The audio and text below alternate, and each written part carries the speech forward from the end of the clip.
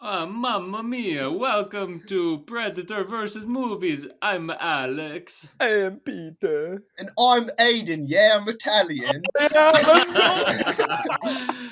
And this is a movie podcast where we discuss and review the latest movie releases. We'll start off with a non-spoiler review before diving into a deep discussion of the film, and then we'll ask the most important question: would this movie be better if the alien from Predator was in it?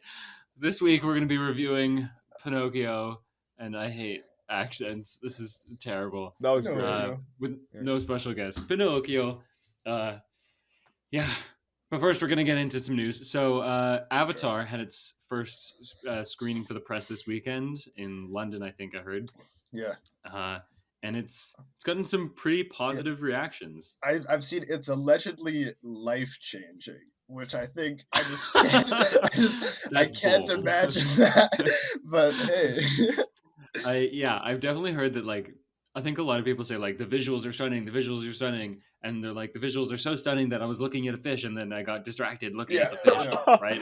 Oh And- my god. I mean, if that's what you want out of a movie, That's pretty go sick, off. though. I think that is cool. Yeah, there's something to be said about, like, creating a fully digital world. Like, sure, whatever, that's fine, I guess. But here and there, I've heard people say, like, yeah, the story wasn't quite as there, or character driven, and maybe even worse than the first one. Is Really? what one person said, and I was like, The story no. of the first one is goofy as fuck. So Yeah. that does not.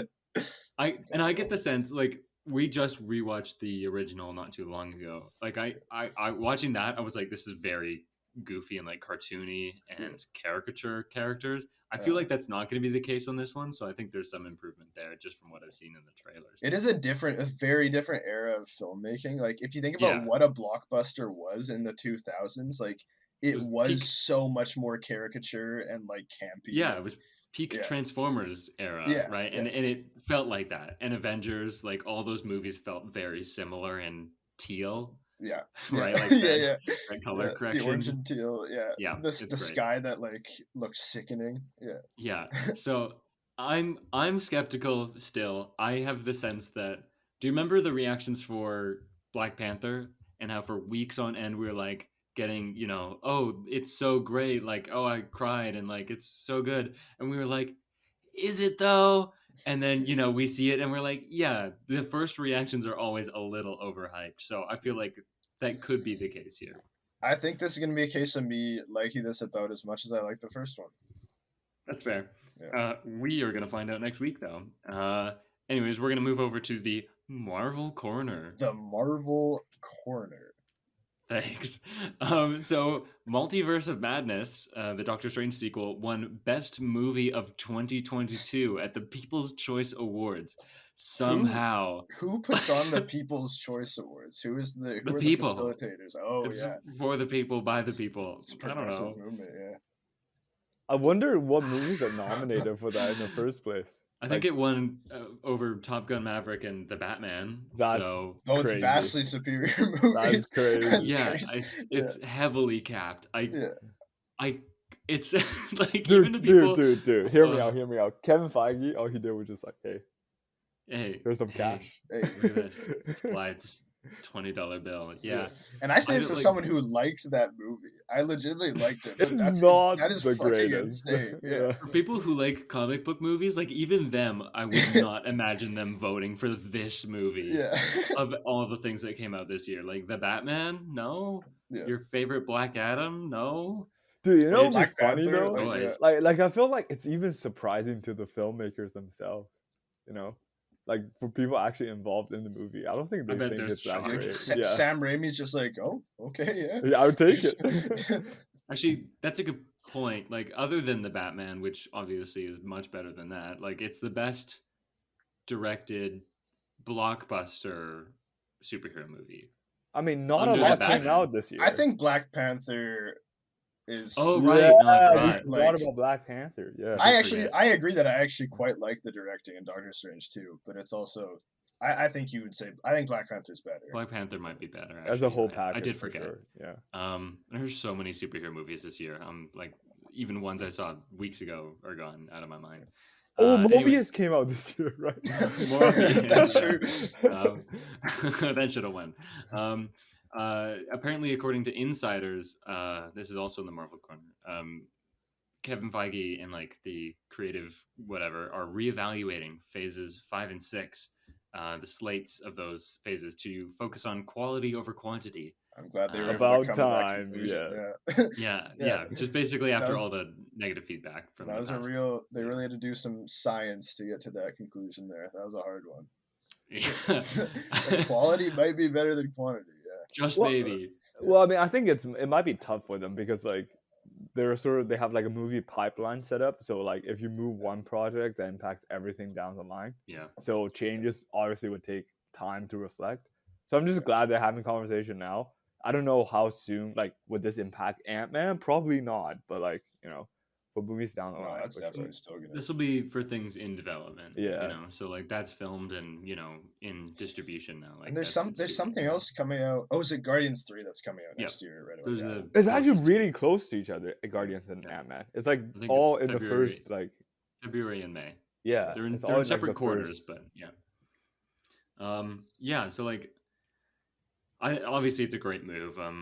And I think we don't know Phase 6 slate, but we do know for Phase 5, if I recall correctly. I don't remember what it is, but was Phase 5 the Avengers phase, the Kang Dynasty, and no, both of them are in Phase 6. Okay, so I think a lot of it is just going to be pushing things and giving things room to breathe, and I think that's the right move. Even though I know like what Kevin probably wants is get these characters and these actors to play around in the sandbox while you still have them before they retire or whatever. So yeah, I get the want to like rush, but it's just not working. Well, there's also the crazy Disney content strategy where it's like, every month or like every week you're going to get something out of Marvel, Disney, Lucasfilm, whatever, either a show, a movie, or whatever. So there's that too. Yeah, but it doesn't work because then you just get shit.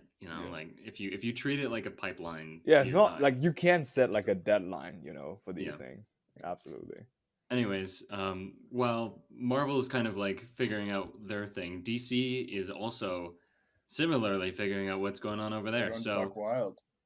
Yeah, they sure are. So this is a report from like someone who does this kind of newsy breaking scoops stuff. So several updates on the state of like the Snyderverse or like the DCEU and how it's being carried over under James Gunn. So a sequel to Black Adam is unlikely. And also we heard from The Rock that it barely broke even. And he was like, yeah, we barely broke even. Yeah. I love how he compared it with Captain America. And I'm just like, dude, like, come the fuck on, man. You can't be petty like that. He compared it with Captain America, the first Avenger. Yeah. He was like, the box office of that one was only this high, and ours is like this high. So like, we're not so different, but it's also like, dude, that was at the beginning 10 years ago. Yeah, like that was a long time ago. That's not a good benchmark. Like, I wonder if that was a genuine tweet from him, or was it just like the HR doing shit? No, there's no filter. Like that's very clearly The Rock. Okay. Yeah. And yeah, just like his whole like the power of hierarchy, and he wants to like have all this control. Like I feel like it's just never gonna work with James Gunn. Like it's two leaders butting heads, and James Gunn has seniority, so I don't think that's the actual leader in the situation. Yeah, exactly. I just feel like those two personalities aren't gonna work together. So I see him getting axed pretty quick. Good. I don't like The Rock, to be honest with you. I don't know if that's a hot take, but I don't like him. He's not a good actor. He's for a particular type of person, and he makes a particular type of movie, and they're not usually very good. But and it's always in the jungle.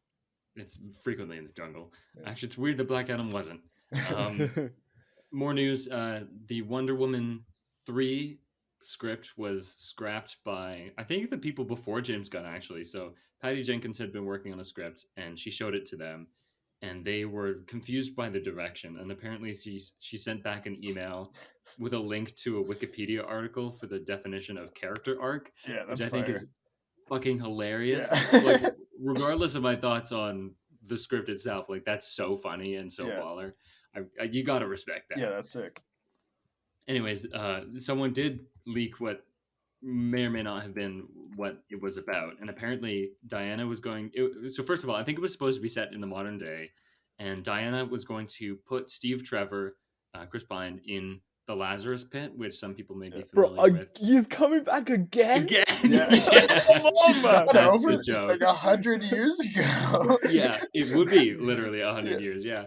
So puts him in the Lazarus Pit, which brings people back to life, and the League of Assassins, who's in charge of the Lazarus Pit, like it's their pit.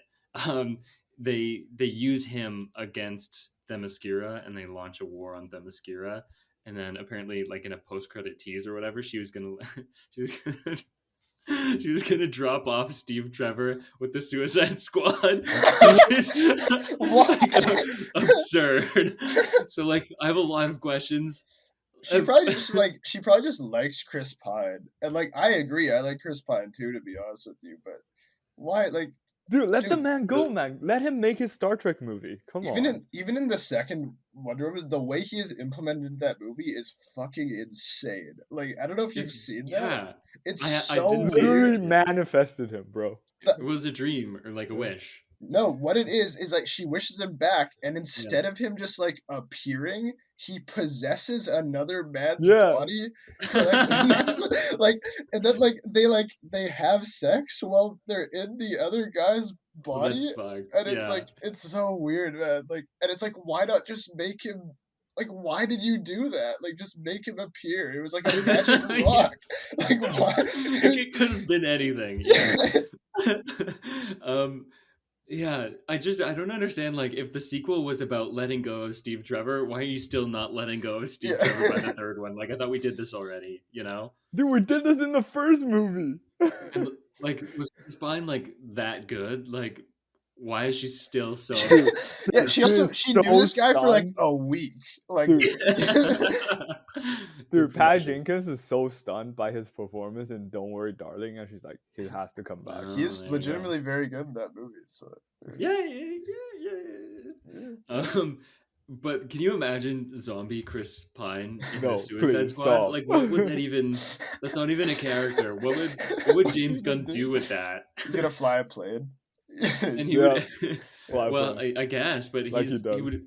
The Lazarus Pit makes you like super strong and like fucked up. So wait, I don't know. Would they fight him? Like, would he be a named hero? I don't know. Wasn't Lazarus Pit related to Ra's al Ghul? Yeah. Okay. And he's the League of Assassins. He's part of that. Okay. Yeah. It's I feel like when Jason Todd comes back, was that? No, I don't know if that's true. Anyways, more DC news. Man of Steel might not actually be getting a sequel. Now this one I'm not certain about because that one seems more likely, I think, of the other ones. But if that's the case, that would be so funny that Henry Cavill left The Witcher to get nothing. That fucking sucks. Yeah, that's unfortunate. Yeah, I don't really care either way. If there's a Man of Steel too, like, I don't care. Superman's not a very interesting character for me personally either, and I don't like the Man of Steel aesthetic either. Yeah. Oh, they would have to change the aesthetic because I really don't like. Yeah. Well, if it's not Zack Snyder anymore, I don't. Do you know that one Superman cartoon where everything's kind of like pastel colors and that'd be cool. I don't know if you know what I'm talking about, but there's one cartoon that I think would be a cool aesthetic to base it off of. No, I don't think I know, but yeah, like just like make it brighter. Like, Superman's an optimistic character. I don't know why it made sense to make him pessimistic.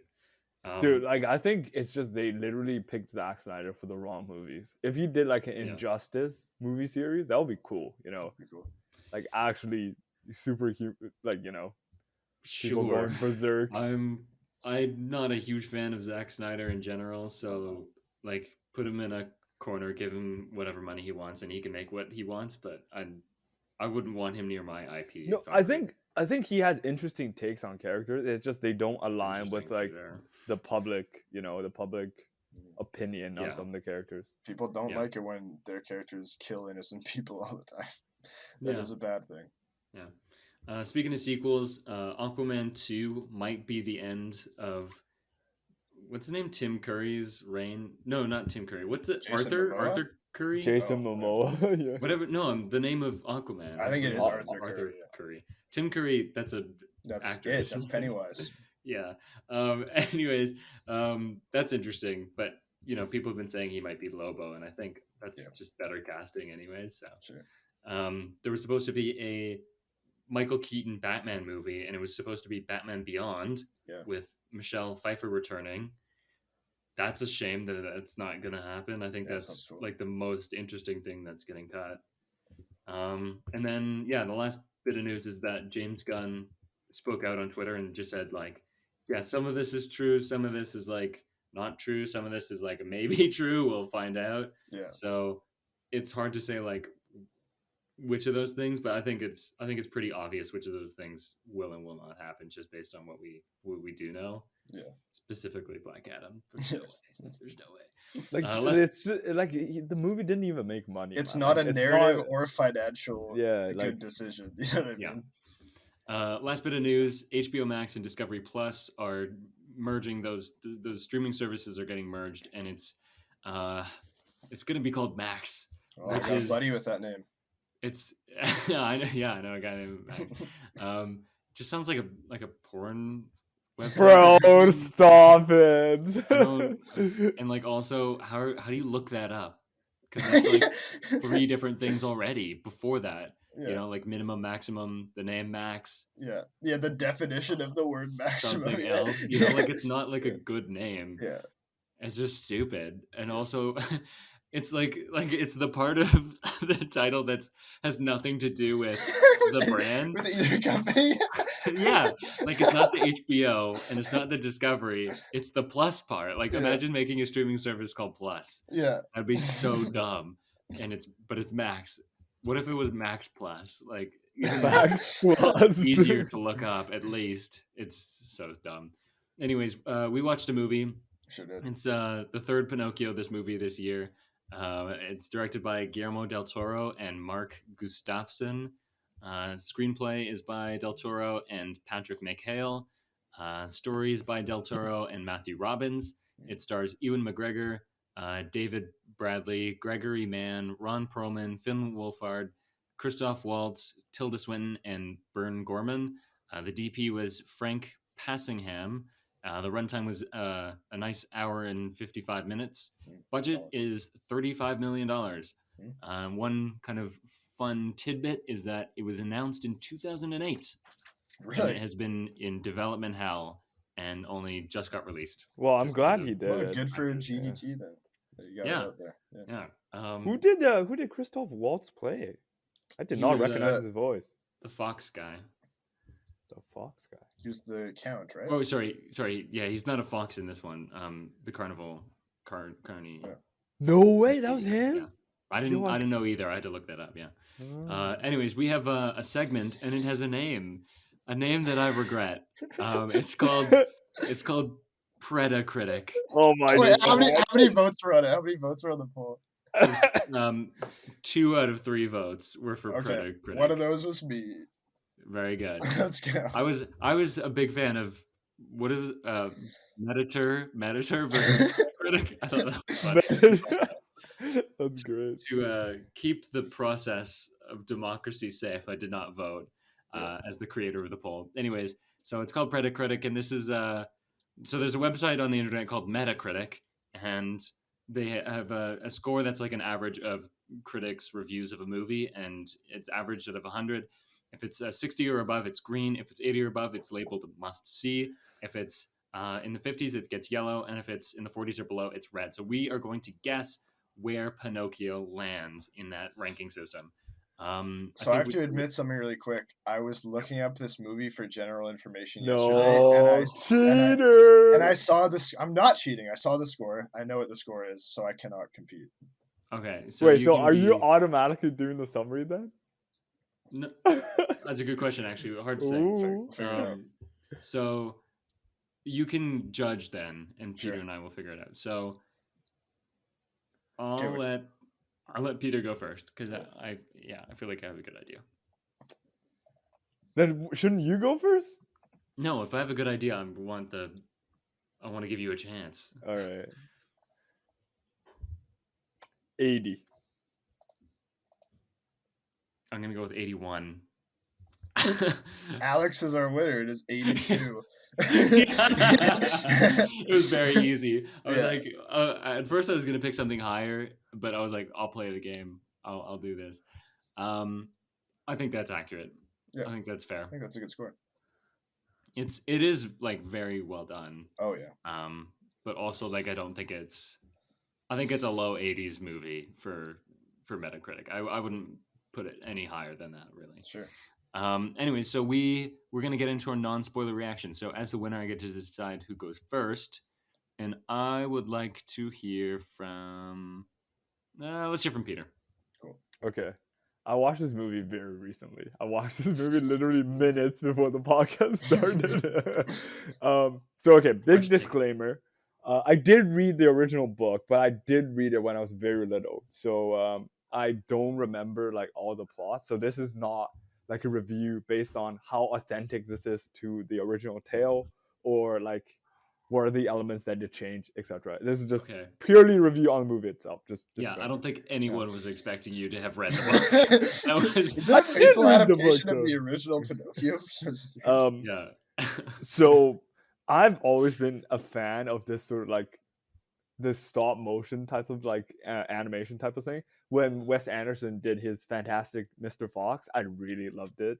And this one, it's the same thing. So art style is a 10 out of 10 for me. And we know like how much work goes into, you know, putting a stop motion picture together. So just like that adds like an additional layer of appreciation for me personally.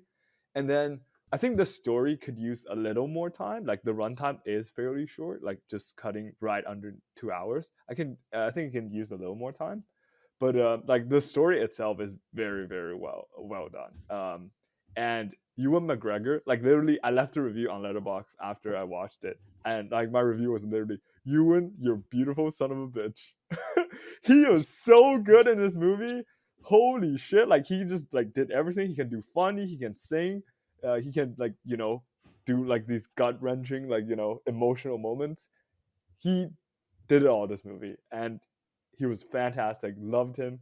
Also, the guy that was the father in this movie, the papa, he was the father. Filch. Yeah, he was the I forgot his name, but like he was like the Filch dorm from Harry Potter. Yes, yeah. And I locked down to the voice right away, and like to see him in a more like caring role, it's like it's a nice change. It's like seeing J.K. Simmons, which is like, you know, doing like more hardcore, like loud, angry, mad characters, being like a caring dad in Juno. I don't know if you have seen that movie.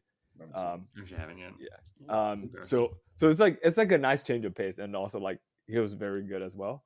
And since like we watched the Mario trailer recently, you know, voice acting 10 out of 10. Like all the characters match their voice very well. So for me, I say 4 out of 5. Recommend it to everybody. Check it out. It's good. Yeah. Cool. Yeah, I'd say it's pretty safe to say that Ewan McGregor could be considered the MVP of this movie. Absolutely. I think that's a fair assessment. Aidan, what did you think about Pinocchio?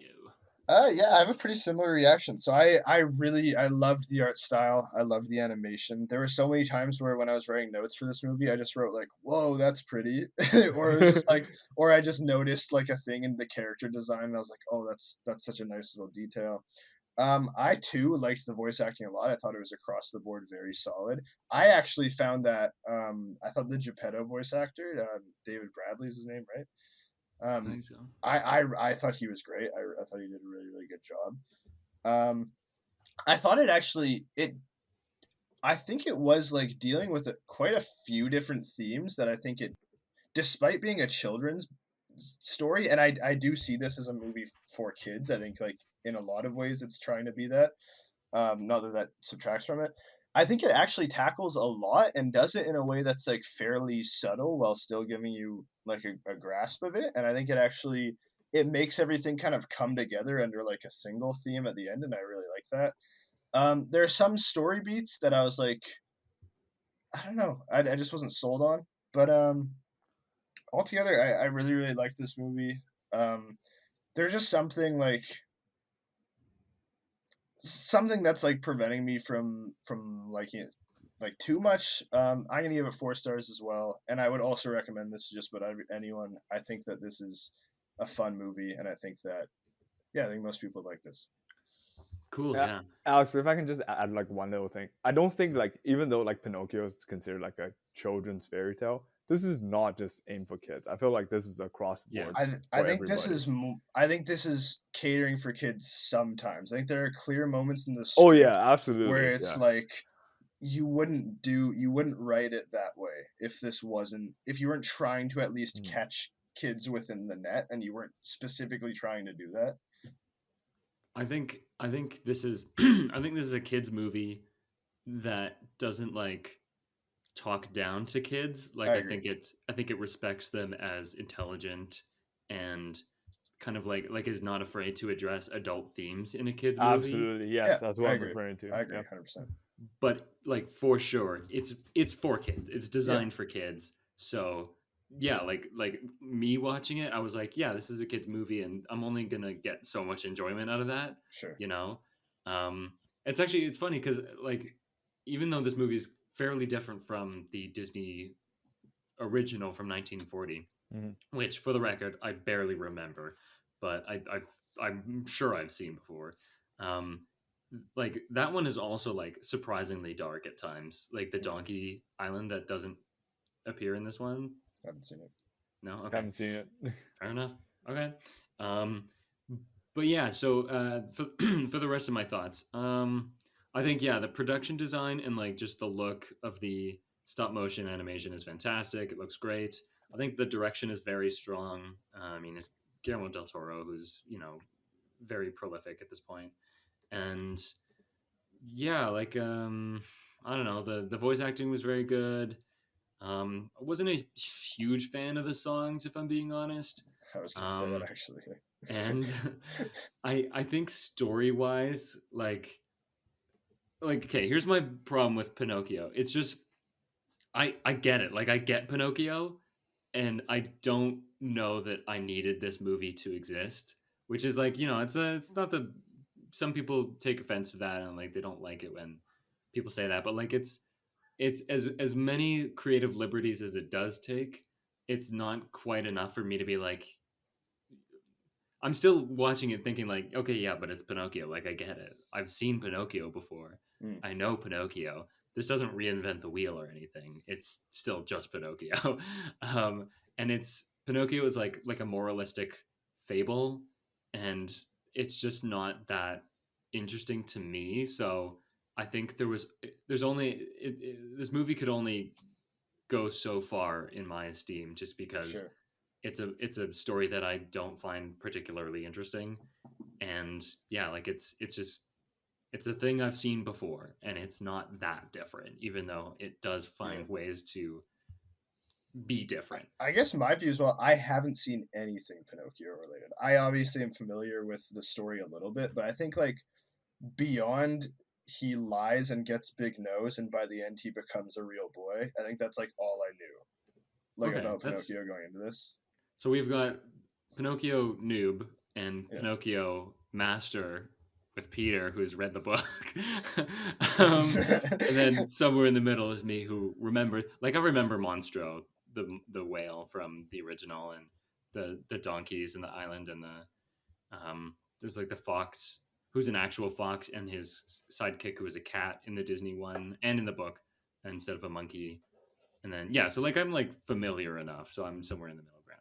But so I think a 4 out of 5 is like a fair a fair ranking for me. Just like 4 for skill, like it's just a well put together movie, and it's just losing that star for enjoyment for me. Like it was like a okay, sure, like that was my reaction mostly. Like, I thought it was like a sweet little movie, and I'm not gonna like I'm not gonna carry this with me everywhere I go, but like there's so much to respect, and to like about it. Like I at the same time don't have that many critiques of it, but it's, you know what I mean? Mm-hmm. Yeah.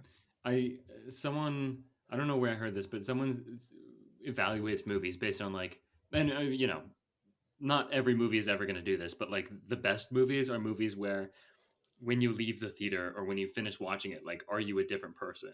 Have you changed for having seen this movie?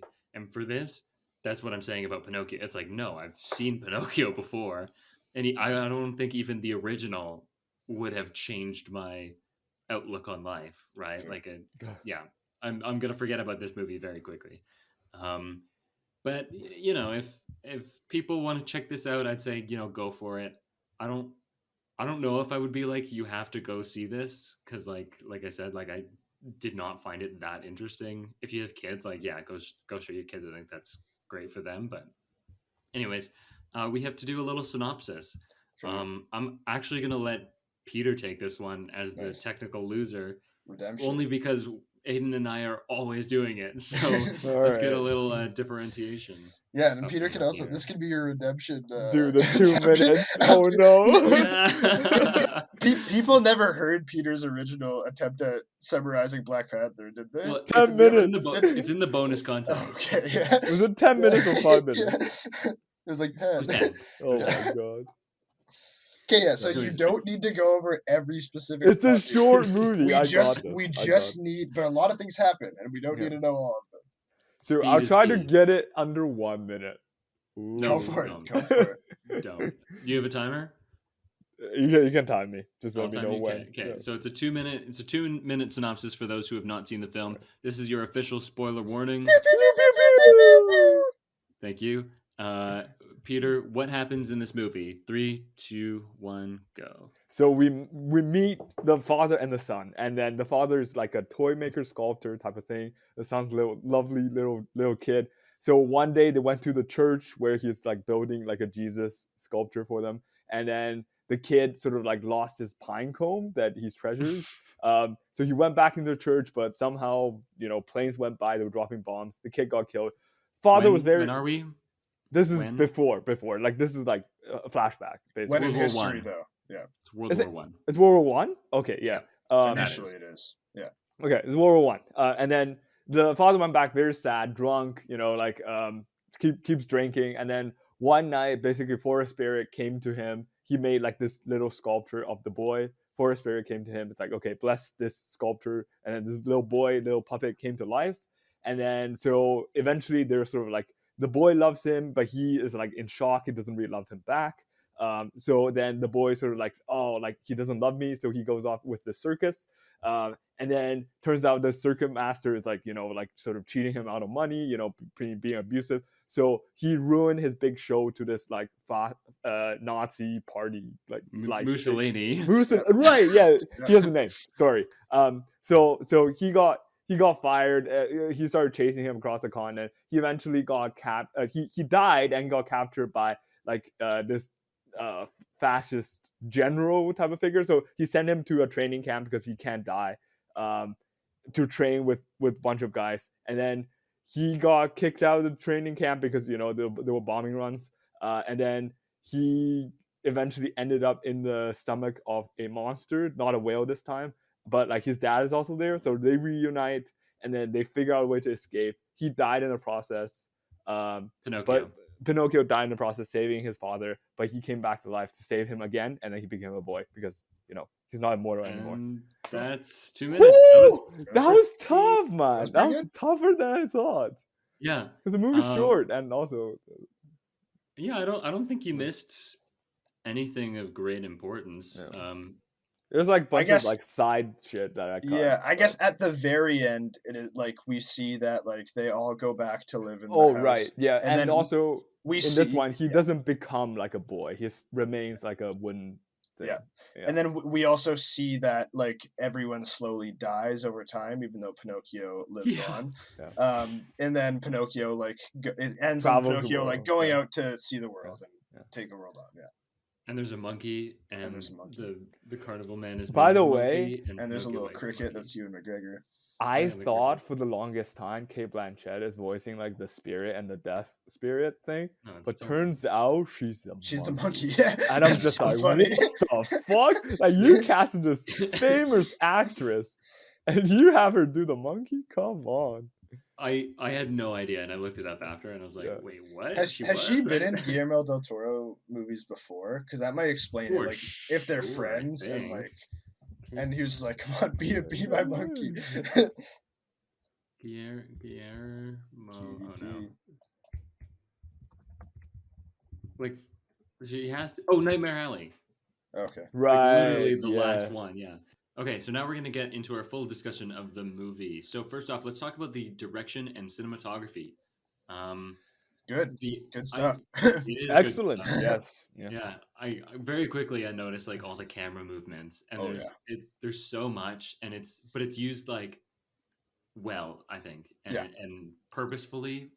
Whereas I think back to All Quiet on the Western Front from this year, just camera movement all the time, but without purpose. This was very purposeful, and I really liked it. Yeah, and I thought there was a really good variety of shots. There's one shot, and I think it's like the establisher for Mussolini. Like when he's pulling up in his car. There's the really long car. One that looks like if it was live action, it was like if they rigged it to the car and it was just steady. It's like looking down on the car as the car's zipping along, and it's a really cool shot. And then like the really long stretch of the car as well. Like there's a good mix of shots in here, and I think like it's also just a very, very pretty style. Yeah, all the colors are always so nice. Absolutely. And also like there's like the things that you feel that when you're watching, but like when you really analyze it, you're like, okay, that makes sense. Like if you compare like his two toy making sequences, like one first is like sort of like at night when he's with Carlos, and like like the warm glow of the fire, so everything's like this sort of warm, fuzzy, lovely sort of setting, and he's having a lovely conversation with Carlos. And the other one is when he's drunk.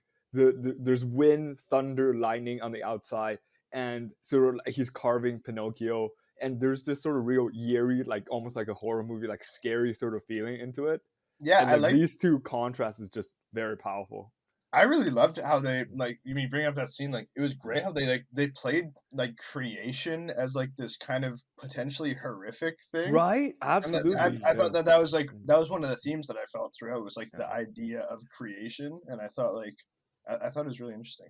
Mm-hmm. Yeah, it's funny. I was actually going to talk about that scene too. Like I really liked it was the directorial style and like the the tone he went with, which was like like it was almost like a horror movie. And I think that it definitely fits like Guillermo del Toro's vibe, which is kind of like creepy and eerie and borderline horror without being actually like super scary. Like usually it's like child friendly horror, I'd say. Yeah. And so there's definitely moments where that bleeds through. I also liked, in a similar vein, the first time we see Pinocchio, and he's like the creepiest motherfucker you've ever seen. He's like twisting. And I love the way Pinocchio moves. I thought that was great. It's like is it The Exorcist? I'm trying to think like what that reminds me of. The head spinning. Yeah, I'm sure he does that at least once in this movie. And honestly, like it makes sense, right? Like he's just came to life, and like he's still getting used to his new body. So like it was great. Yeah. I also like I have no idea how to do stop motion and how you do camera movements so smooth. Yeah, like that's crazy. I'm very impressed by that art form. And to make the lighting look as good as it does on like I don't know, I guess clay, like whatever plasticine, whatever it is. Like I think. And it also looks like every single movement looks so smooth, right? Like because it's all like manipulated. I actually to me looked very. There were a couple of movements where I was like, this is obviously claymation. Little rigid, yeah. Yeah, but I liked it. Like I never had a problem with it. Same, yeah. I thought I just think like that's part of the medium to me. Yeah. And I really enjoyed those moments actually. I didn't have a problem with it. But I would just say like to say that everything was fluid, I would disagree. But like I wrote down that like when there was those balloons after the carnival leaves. Oh yeah. There's sort of like this pause and the blue balloon and just watching the balloon float around. I was like, how the fuck did they do that? Like it floats just like a balloon and like bounces off of things just like a balloon. It's very impressive. The cast, as we've mentioned, is stellar. I mean, like it's an all-star cast. I really liked Ewan McGregor in this. There's also some like very interesting like cameos. So we said Kate Blanchett was the monkey. Yeah. Whether or not you may have realized that. Tim Blake Nelson is the dead rabbits. Wait, wasn't he the Batman or something at some point? Tim Blake. He was in the Watchmen show. Oh, he was the glass guy. Yes, the mirror guy. Yes. Who else? Oh, Turturro, John Turturro. John Turturro, yeah, he was in it. Yeah. He was the doctor, I think. Yeah. He was. I think the one thing that I really want to talk about is the mix of accents in this movie. Yeah. It's one of those movies where they're like, yeah, fuck it, do whatever you do. Yeah, you know? Well, it's in Europe, so if they're British, that's in Europe. That like England is in Europe, so like it makes sense if they're British. I don't understand why they didn't do Italian accents. Like, some of the characters are Italian. It's so weird. Yeah. But the kid is very British. Yeah. And that's what took me out of it, was like, this is the most British child, and everyone else is kind of like a little British, and very few are Italian, and like have the actual Italian accent. Yeah. Dude, but I love Pinocchio's voice though. Like it's just one of the voices that really fit the character. You know what I mean? I liked it a lot too. Yeah, it was good. Yeah.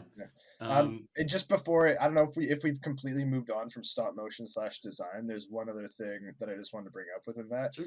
The character design of the spirits I thought was so cool. Like the spirit of eyeballs, the eyes along, especially the spirit of death, the eyes along the horns. Oh my god, those! And I didn't even notice the eyes on like the forest sprite character until like the second time we saw it. I don't know. It's the blue fairy. Yeah, the blue fairy. Traditional. Yeah. But one thing I noticed, to be honest, is like the death spirit, like her eyes don't move at all. Like her eyes just like. She has eyes along her horns. Oh really? Yeah. Within the horns, there are eyes. Yeah. And they're okay, like, I didn't notice it's that. Like it's not a super obvious. Like it doesn't call attention to itself, and it's just there are little details like that, like along with the way Pinocchio moves, and that I really loved. Yeah. Yeah.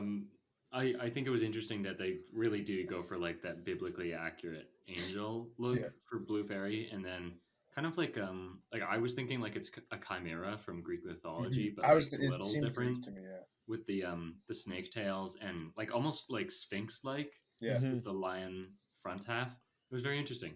I think from a production design standpoint, like this movie is just gorgeous, I think, and I do like the Guillermo-ness of it all bleeds through. Yeah. And like in the design, I liked it a lot.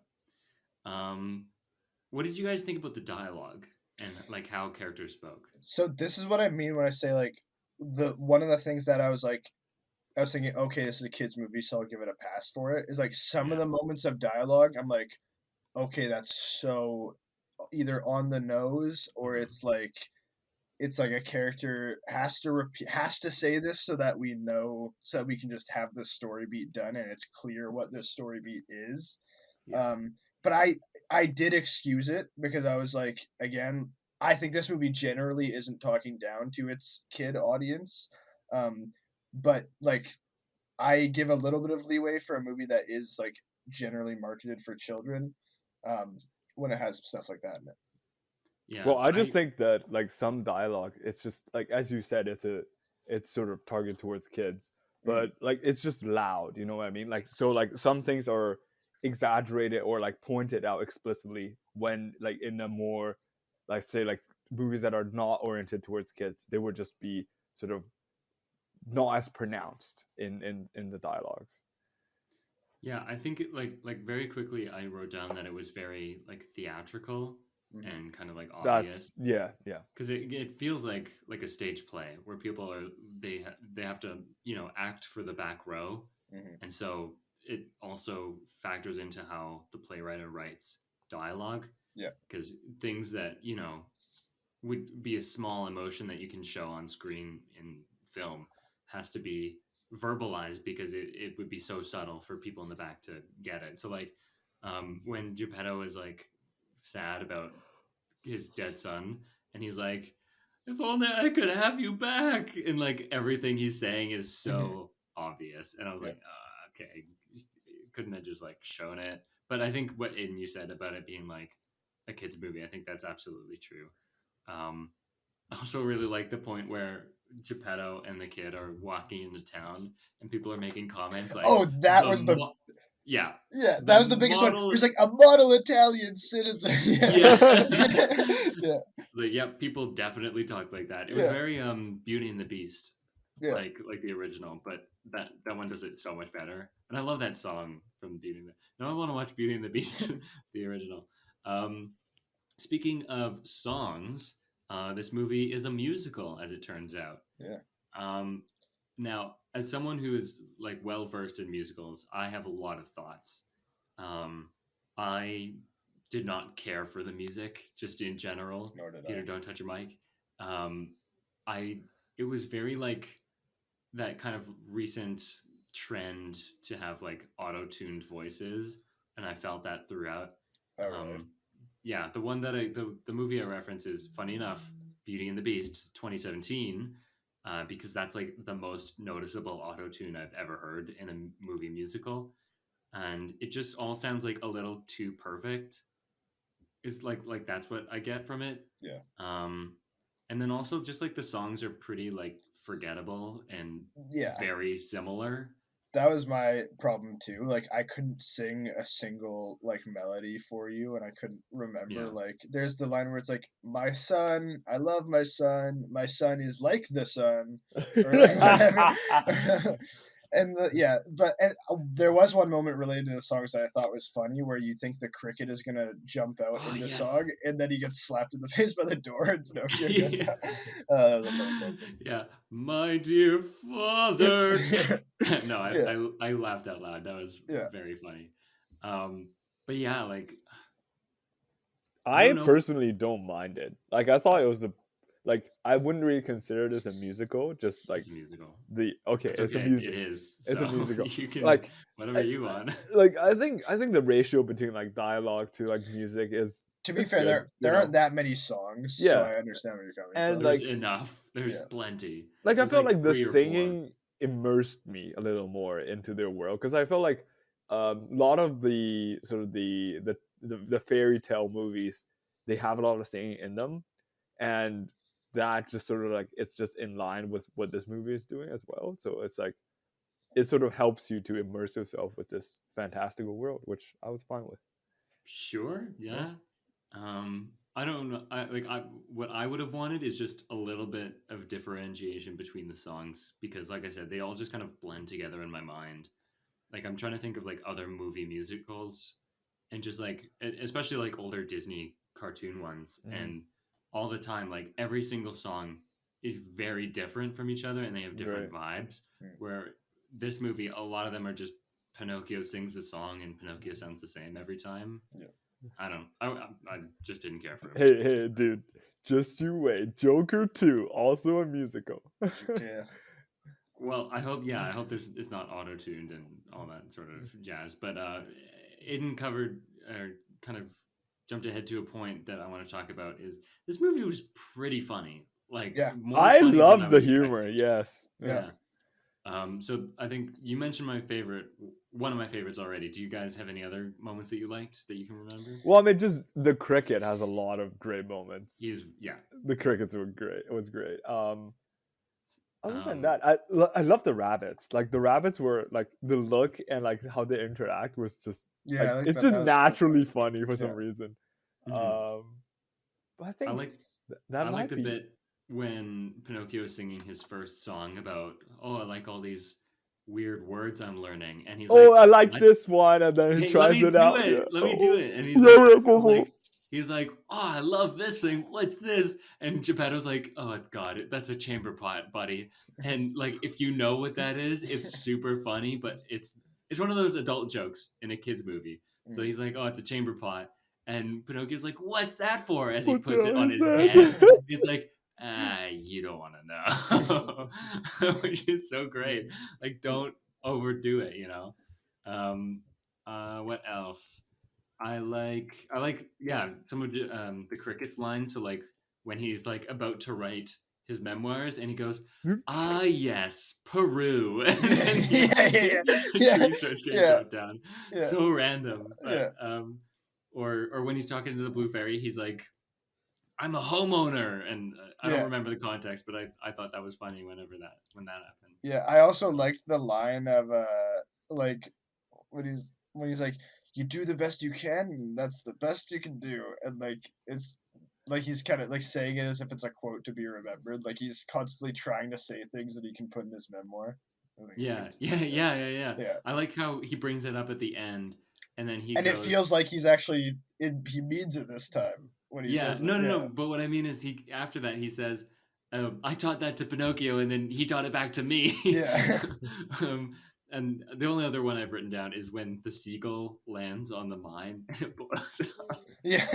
That reminds me of the captain is like when they see the monster, and the captain's just like, "Oh, I'm out of there." Okay, that was a little unintelligible, so I'll just repeat it. But when there's a ship captain. Also, he's played by Tom Kenny. Oh yeah, SpongeBob. And so it's a classic kind of scary Ahab captain, and he's taking Geppetto out to the island, but there's the whale is a problem, and when the whale shows up, the captain like jumps overboard, but also like super casually, and it's the casualness of the motion. Which and then is in so the funny. wide, you can see him swimming away. Oh, I didn't notice. Oh, that's funny. Yeah. So very funny movie, but it starts quite sad. That's so sad. I was like, pretty quickly, I was like, oh, this is Up. Like this. Yeah, I thought the exact same thing. Where I was like, oh, we're getting the Up intro. Yeah. Up is better. Up is better. Yeah, Up is legendary, man. Tough to beat though. The thing about this intro, I was thinking like one of the things I wrote down is like, did we need this to be narrated and shown? Because it's shown in like good detail. Like we get, if you didn't have any of Cricket's narration for it, like we would know what happened, like because it's pretty exact. But I mean, I like the detail that Cricket is writing his memoir, and that I like the payoff for it, that he's dead and he's telling it to the bunnies. Like I think that's funny at the end. Oh, what? Yeah. Did you miss the post credits scene? Yeah. There's a fucking post credits. Yeah. That's so funny. I was like, I finished the movie and I was like, no, there's not gonna be a post credits scene. I was wrong, apparently. That's funny. That's a good payoff. I should go check it out. And it's also the same thing where it's a kids movie, but I was like, I don't know, like specifically for the intro, like I wonder if I would feel it a bit more if it wasn't narrated and we were just there. I felt it. I thought it was fine. Sure. Yeah. I don't know, actually. My complaint for the narration is that it's inconsistent, and then it drops out in the middle. Well, there's no narration for the most of the movie. Like there was some at the beginning and some at the end. It's a framing device, so it's beginning and end. But I definitely felt Ewan McGregor's disappearance, like in the middle. Yeah. Just like, and that's just what happens. Like he gets separated from Pinocchio, so he can't really narrate. But it was the most interesting parts of the movies are the one where he's there, just because he brings that like light to the movie, I think. Bro, and he just gets continuously abused, stepped on, like It's good physical comedy. I like the detail that the kid dies for the pine cone, and then the pine cone becomes Pinocchio. Yeah, love that. The name too, Pinocchio. Wow. And I think that that ties into like the larger theme of like creation that is in it. Like, and I think that there's like ideas of like natural creation that ties in with like life and death, and it's like in the beginning, like he's a woods guy. He makes wood stuff. I don't know what those guys are. Woods guy. And like carver, one might say. Yeah, and he's making things in service for others, and it's like, and then he makes something out of like this deep hole he has, and that's Pinocchio. But then like he can't have complete control over what he created, and he has to learn that in other ways. And I really liked how those sprinkled through. And I loved it as well, because I felt like, Aidan, adding on to your point, at first he's killing trees, right? Like basically killing trees, chopping trees down, turning one life in the form of a tree into another life, which is like him giving life to his work, right? Like he turning his wooden toys, bring them into life, as we can see, like he's playing around like in front of the bakery shop, and then with the kid, he said that I'm gonna plant this pine cone, watch it grow, and I'm gonna make toys out of this tree. That's what Carlos said. Yeah. So sort of like he used Carlos's tree to fill a hole in him, and then that tree sort of became something more, Pinocchio becoming something more, right, to him, than just really just like filling a hole. Like instead of replacing Carlo, he's becoming like another significant figure in his life. Yeah. And I thought like this sort of like continuation of like life carrying on into like and then like there's this central thing around wood, like wooden toy, and then Pinocchio is made of wood as well.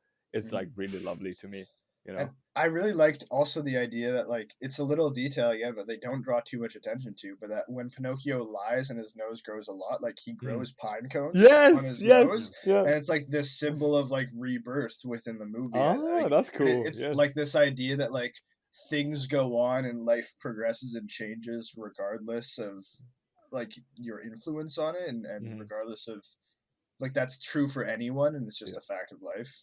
And honestly, like I love how like Pinocchio didn't actually become a boy. Like I love that too. Like a flesh and blood boy at the end, you know.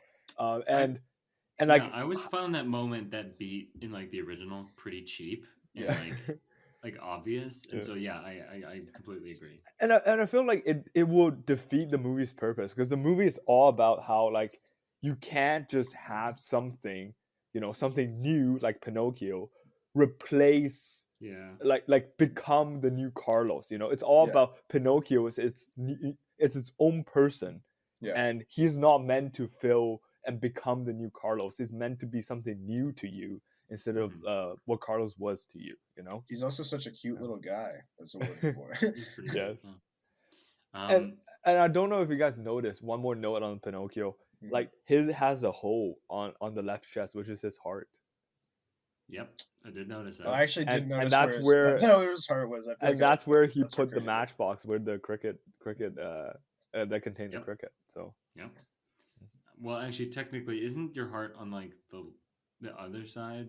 Well, it's like closer to the middle, but it's like left center chest. left. Yeah. Okay. Anyways, I don't know about you, but when I got to the clip of the monkey going into the carnival, I did one of those like Leo pointing because you saw it on Twitter images, going like, I know that bit. I've seen this on Twitter for like months. Yeah. Just like, because there's the behind the scenes clip of how they made that. And so that's the one clip of the movie I've seen like 3-4 times. Yes, me too. Yeah. It was funny. I want to talk about the carnival villain played by Christoph Waltz. I think his name is Volpe. Count Volpe, I think. Yeah. Count Volpe, yeah. Now, this is something that it occurred to me, and I haven't heard anyone talk about it. So I'm curious to see what you guys think. World's first, right here. World's first, sure. He looks like a fox. No, I'm just kidding. That's so obvious. Because like the character in the book, I'm sure, as Peter can attest to us, is actually a fox, and so now he's just a fox-coded villain. Speaking of coded villains, I got the sense that he was queer-coded, which is something that's very common in older Disney cartoon movies.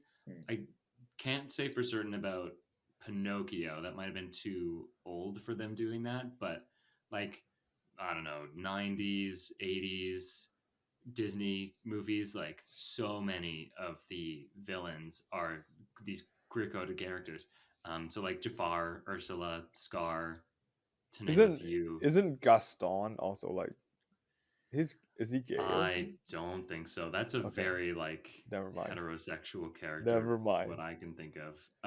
But anyways, so that's something that like I haven't seen in a while, and to see it in the year of our Lord 2022, I was like, that's a little weird that we're still kind of doing that.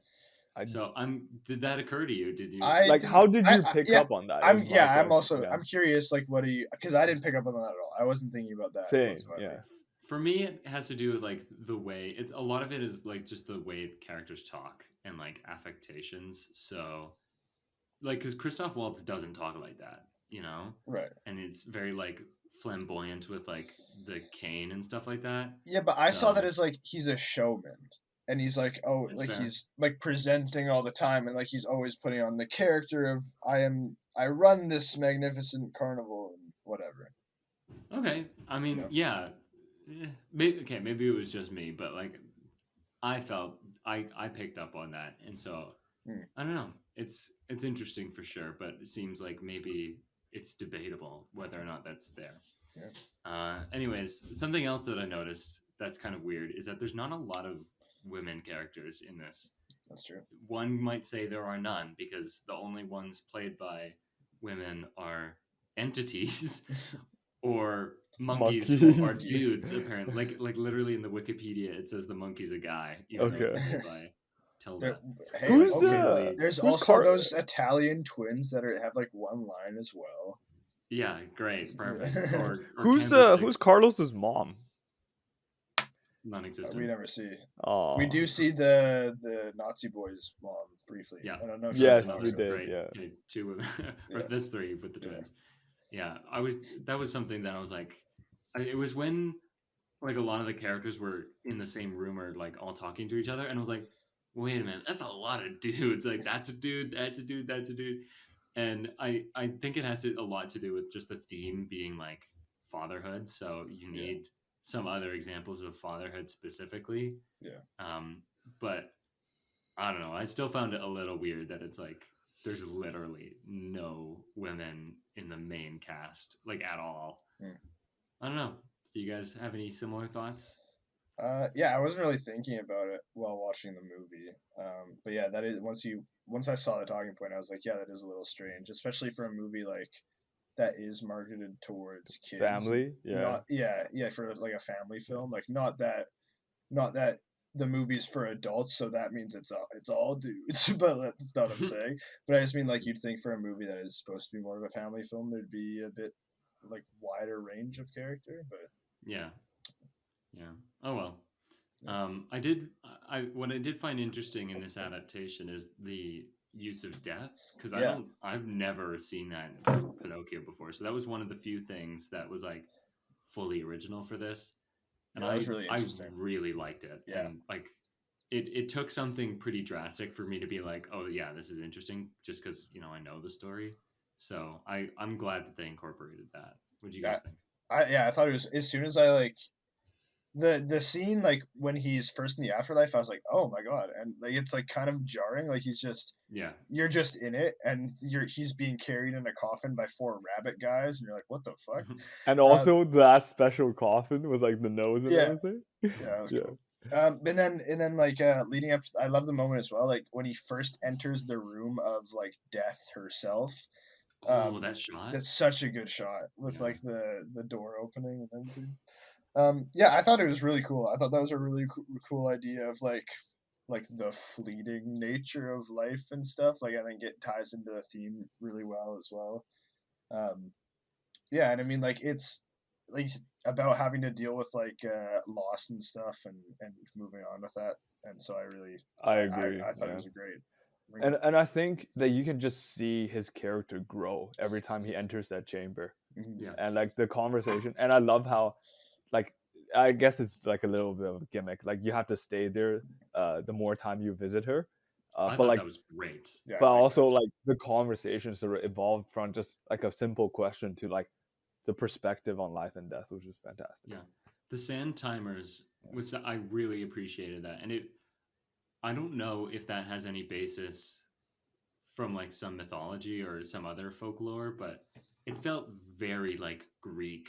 Like that's something like one of those like you get this but there's a twist kind of things. Like I think it felt like there was like some tragic irony to the Like I think back to Orpheus and Eurydice and the whole like you can leave the underworld, but if you look back, she goes back and she's gone, right? Well, I mean, there is sort of like a trade-off, right? You are immortal, but you have to wait. and you have to see, like, that's the second conversation, where it's like you're immortal, but your loved ones, like, you know, your significant people in life, they will all be gone while you're still here, right? And that's something that I discuss. Yeah, I think I think it replaces the donkey bit. So okay, so for those who don't know, in the original, Pinocchio goes to a place called Pleasure Island, and it's like arcade games and candy, and it's like an amusement park. It's like Disney World. So he Hot goes to chocolate. Disney World basically, and because the kids are such brats or something for wanting to do kid stuff, they get turned into donkeys. Oh. And like a bunch of real kids are getting turned into donkeys, and Pinocchio does too. And then once they get turned into donkeys, they become enslaved and do labor as donkeys, like because donkeys do labor, right? So and it like very very dark. Yeah. And I think this was much more interesting and like kind of has the same message in, well, maybe not the same message, but like similar kind of like morality stuff. So like he has to learn to be selfless instead of selfish, because at first he's like, hey, I died, this is cool. But you know, he realizes, like, you know, that has consequences. So I like that a lot. And then we go to the fascist training camp, the Fortress on the Hill place. Now this is a hot take, and I'm curious what you guys think. I think this was the most boring part of the movie, and I can't put my finger on why. I actually liked this part of the movie. I thought it was sweet. I liked that, like, each character. One of the things I really like about this movie, and I think we've all said this more or less, is that every character feels like they have some kind of like change happen, and it feels like we explore each character a bit. And I like that we got to see the Nazi kid. I don't remember his name. Candlewick. Yeah, I like that. Like, he makes a friend, and I really like the way the story is told. It's definitely like Pinocchio does this thing, and then he does this thing, and it's like he has adventure after adventure, and it's like the idea is like that's what life is. You do this thing, and you meet these people, and you make these connections, and then you move on, and you never see them again. And so I liked it. I liked the idea that, like, oh, he made a friend here, and he like learned something while he was here, and and Candlewick learns to stand up for himself a little bit. And yeah, I also liked it. just gives you another perspective on like the father-son relationship, you know, between Candlewick and his dad. And I thought it was pretty cool to see like Candlewick's like mini character arc as well. Like at first he's sort of like a dickhead towards Pinocchio. He's like, hey, put your feet in the fire. And then like we see sort of his vulnerable side, that he doesn't really want to be in the military camp despite being a very, you know, being raised in a very fascist family. And like the fact that like He's to a him, puppet, one might say. yes, and to him, We'll like I think going against his father's wishes is like a big deal for him, and then to see like him making that breakthrough is quite, you know, emotional for him, you know. But I just thought like that happened a little too quick for me. I know he's a side character and we can't spend too much time on him, so like, you know, that's like my only complaint about that. But like other than that, it was just a very lovely moment. You know? I was thinking that too, that it's like he does stand up. It doesn't take that much for him to stand up to his dad, considering the years and years of conditioning. Like, I don't want you to kill my friend. Yeah. But I think I was still like, that was also one of the moments where I was like, okay, it's a kid's movie. I'm gonna forgive this. And okay, and also that's like the one thing I love about this movie, and also Jojo Rabbit, is where you see war from perspective of a kid, you know. And I think like seeing through an innocent lens, like what war is, and how like, you know, like Pinocchio's like, I hate war, but like then the Candlewick's like, no, but I like war, and then there's I love you more, I like war 24/7. You know, like to them, like it's not as serious as like adults think of it. You know, they don't think about war as life or death. They think of war as really just like, you know, like they don't know what it is. The truth is, I feel like, you know, they can't grasp the full picture of what war means. I think Pinocchio should have gone through like a full come and see type movie where he just gets like totally fucked up by seeing the horrors of war. And he's like a completely changed person by the end. Pinocchio going through PTSD. That's a sequel. That's great. Let's do that. Gritty Pinocchio. Yeah, I think for me, just like I think the second act drags. So like I think it like the worst part of the drag is when it gets to that camp, and I think you kind of mentioned this, like it just kind of like starts and then very quickly resolves itself. Like it's not like a full.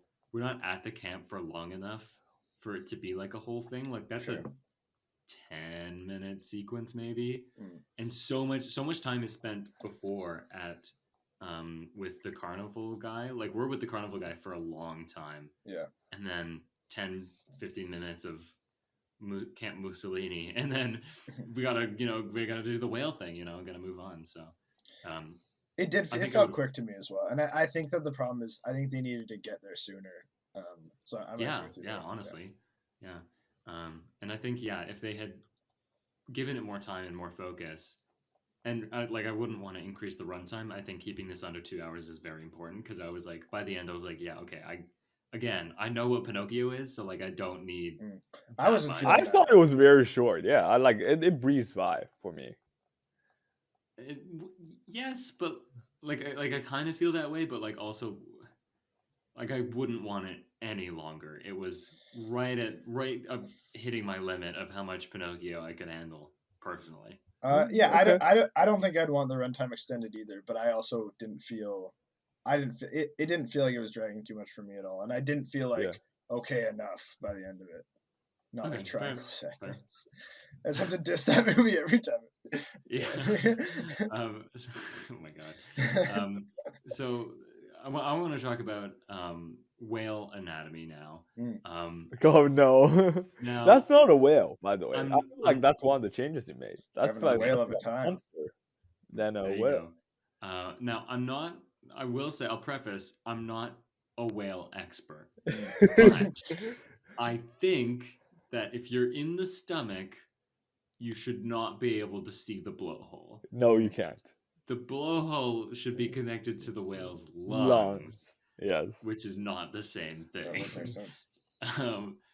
So, I mean, that's getting pretty technical, but I was like... Yeah, I was going to say, I don't care about that at all. That's like it to me. It's like, this is a fantastical story. It's not exactly a whale. It's like a whale monster guy. Yeah, like I feel like it's more of a monster. Absolutely. Sure, yeah, they can get to his blowhole. Why not? You know what I mean? Like, I don't know. I don't want them to be in the whale for any longer. I don't want them to have to find the lungs and then get out that way. Like, no, that's fair. So I don't remember the original well enough to know for sure, but I feel like they just make the whale sneeze or something. Yes, that's what they did. Yes. So like they don't even. They also do that here. No, they didn't. They just waited for a moment where he is about to sneeze. And no, it's because they are like poke the hole. Oh, okay. Tickling. Anyways, I have another question. I'm just nitpicking this now. How does Pinocchio know how a mine works? How what? A mine, like a landmine, but it's not a landmine. I was thinking, because when I saw it, I was like, oh no, he's gonna kill himself. Like, and he's not gonna when he's crawling up on the mine, I was like, oh man, he's gonna die here because he's gonna hit the mine by accident, and then he just, I had the same thought.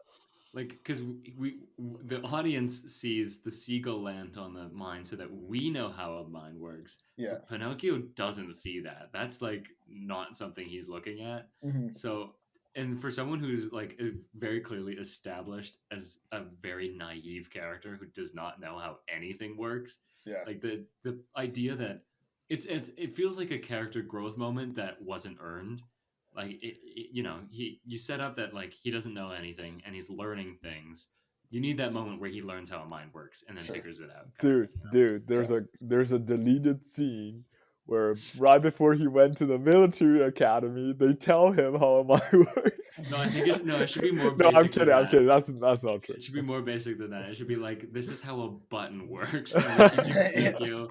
Buttons. And then he's like, oh, it's a button. I know how a button works. No, I think it would be funny if in the fascist military camp they're like, okay, today we're gonna be playing this baseball game, but before we do that, and he like pulls down like a screen and he's like, this is what a mine looks like, and this is how it blows up. They honestly could have done that. I think that would have been so, and it's great because it's setting it up in a sequence before Like, you know, like it I don't feels think that like would a have been better great. I think that would have been pretty dumb. well, it feels like better payoff than setting it up and introducing it in the same sequence, right? Like you Sure. want to create some distance there. Mhm. I think but that's something that could have been so funny, like trying to teach Pinocchio how bombs work. To, Oh, like okay, other sure. If it was children, more right? naturally integrated, sure. Yeah. Yeah, you like lean into the comedy of it, Yeah. you know. Anyways, I'm gonna move on. I have a point here called "Everybody Gets an Arc." Yeah. Now, this is a moment where I really like. I do not remember the original well enough to make this call, but for sure in this version, every single character starts off as not a great person, and they have to work on it. And I think that's so great. Yeah. And you see that progression really well. Yeah. So like Jiminy Cricket, even like the person who's famously like the conscience, is pretty selfish at the beginning. He was pretty and is shallow. like, yeah, and he's just like, well, I'm a homeowner, and this is my piece of wood, you know. Yeah, and I brought it up earlier, but I legitimately do love how it's like he's saying that quote, and then it's like the first few times he says it, because I think he says like twice beforehand the quote about like you do what you know until you know better, do your best, that's the best you can do, whatever it is. Yeah, that one. Yeah, I like it. Like it feels like he's just saying it like so that he can be the one who has this eloquent quote attributed to him. And then at the end, it's like he's saying it and he's actually learned. He genuinely fails. Like he learned that lesson, and so now he's actually saying it for real. Yeah, I also like that Geppetto has to change too. Like he's not a great dad, and like the movie really acknowledges that. In addition to Pinocchio being a little bitch, you know. Yeah. Like everybody's gotta. Yeah, there is a moment in this movie where I was like, I hope Pinocchio is not like this the whole time because this is fucking annoying. So and then annoying. he quickly isn't that to me. I think like right away he isn't as annoying. But yeah. Yeah. And then there's the fucked up ending. We talked about this in the synopsis, but like when I realized like, oh, Pinocchio's like immortal again and he's gonna say everyone die, I was like, Guillermo, like that's fucked. What are you doing? This is a kid's movie. Yeah. I'm not surprised, I guess, like in retrospect, like that's totally his thing. Yeah. But like that was fucking sad. I loved it because I thought it's like it's great, but bittersweet as well because it's also positive because of the lessons he's learned throughout the movie. Like he's more equipped to go on and like be accepting of that things happen and that you can't control life and he's like willing to take on the world more. I thought it was really great. It's a very good ending, I think, but also deeply fucked and sad, right? Like, man, and I mean that is the world, right? Like just to see you're gonna at one point your dad is gonna die, right? Mm-hmm. And maybe your pet monkey dies, and maybe your cricket dies or whatever, you know. But man, I was sad. You know what this movie reminded me of sometimes? The Fableman because of the monkey? Benjamin Button. I was thinking about Benjamin Button throughout this movie. And I was like, I think they're on thematically they're on same wavelength here. I actually haven't seen that one yet. I haven't seen that one either. It is not Fincher's best. It's with Brad Pitt, right? It is with Brad Pitt. It's also not his worst, though. It's not his worst. Now we're just going to get into some general themes of the movie that I want to talk about. So, first off is lying. And I mean, that's pretty like entrenched in the Pinocchio lore. Mm-hmm. I don't feel like the movie has like a hard stance or anything interesting to say about lying and whether it's good or not. I like it. I like it. I really like the line Geppetto says about like how it's only obvious to other people that they're lying, but you can't see it in front of you. Like, I thought that was really clever. I thought that was really clever, but I was also like, Pinocchio can definitely see his nose. The big ass nose. But I did really like it. And I liked, there's a line that I love where I think Pinocchio says that, I don't remember when, and he says, my dad called me a burden and his nose didn't grow. So he wasn't lying. So sad. And I thought that was a great detail. And it's like, because he's like a child and he has like naivete, like you can't recognize that. And I thought that was a really great detail. I like the detail that the carnival man has a long nose because yeah, like I like how the answer to like the I don't know if it's the climactic answer, but like when they're trying to escape Monstro or whatever they call him here, he has to lie to escape to like create that bridge. And while it shows character development because what he's saying, the lies he's saying are good. Like that's the point. Yeah. I think it kind of like says like, well, sometimes lying is good, you know, like. But that's a true fact. Sometimes lying is a good course of action. But the movie doesn't like explore that, you know, like it's just like in this particular situation, lying would be pretty nifty right now, but it doesn't want to really wreck it with that, you know. But I like what you said that. What I liked about the scene is what you said, that I don't like the focus of it is like what he's lying about, like what he's saying, where it's like I don't love my family and stuff like that. Yeah. Yeah, no, it's still like a pretty good scene. There's also a lot of the movie, you know, kind of explores the idea of like puppets, which not to say like the idea of being a puppet metaphorically, not literally a puppet, you know. So I like I think it's Geppetto asks the fascist dad like who controls you, and that's such a great line.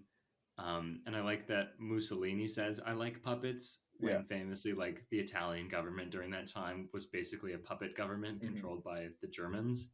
So, and I also like this is one of the rare cases where like I liked that they kept that subtle and they didn't hammer that home, like it wasn't overt. And I really liked how like Candlewick is like very much like more of puppet. Well, maybe not necessarily, but Candlewick is definitely like as much of a puppet as Pinocchio is, like in the sense of like, and I like this idea that like as you're growing up as a kid, like there are many different people in many different groups that are like trying to tell you what it is to be like a real person. And I liked that again. It was like pretty subtle where like they had to ultimately like choose like who to listen to, and like that's part of growing up and that's part of life is choosing who you listen to, choosing the image of like what a good person is and what a person is supposed to be. No, that's I also picked up on that, like the other, because there's like two other mirror versions of the father-son dynamic in the two fascists, so the fascist dad and his son Candlewick, and the carnival man and his monkey. And that idea that like they're basically puppeting them because they don't give them free will. And that's what they have to learn, is that, or that's what Geppetto has to learn really, is that he needs to let Pinocchio be his own kid, you know. What else was I going to say about that?